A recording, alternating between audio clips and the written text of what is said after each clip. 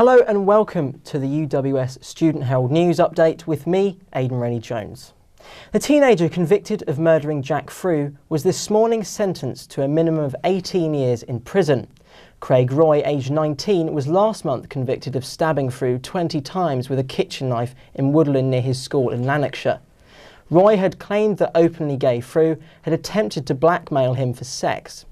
At the trial, Roy admitted the stabbing but claimed he had no recollection of it. It took a jury less than 2 hours to return a guilty verdict.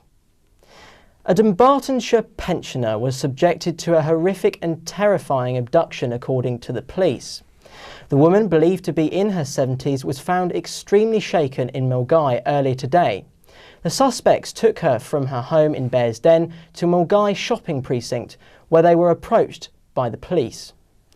A car, believed to be from the suspects, was abandoned in Bill Road, Milngavie, and the suspect was last seen heading on foot towards the Clober golf course. Police are appealing for any information. The suspect is described as a white man in his 30s wearing blue jeans and a white top with a stripe on the arm. And finally, new laws to combat offensive behaviour at football matches came into force today.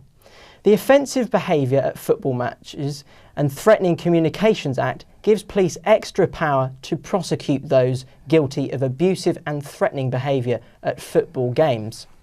The bill also combats abuse sent electronically through the web or email. Community Safety Minister Rosianna Cunningham said the overwhelming majority of football fans have nothing to fear from this legislation. However, University of Abertray criminology lecturer Dr. Stuart Walton believes the bill will be a snob's law. He said the first thing to notice about the Act is that it specifically targets football fans and nobody else. Well, I'm here in the studio joined by Mark Perry. Tell me, do you think this is a good idea, bringing this bill in now? Well, I feel it's good that the SFA and Parliament have finally decided to do something about sectarianism in football, but it's going to affect the smaller grounds and the smaller teams a lot more than the Old Firm, who it's targeted at.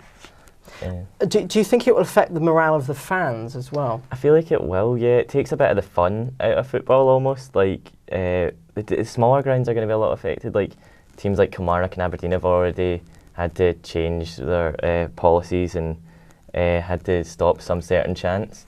So yeah, I feel like it's going to affect them quite badly. Well, thank you very much for joining us in the studio, Mark. And I've been Aidan Rennie-Jones, and this has been your news update. Thanks for watching. Now over to the sports team with today's roundup.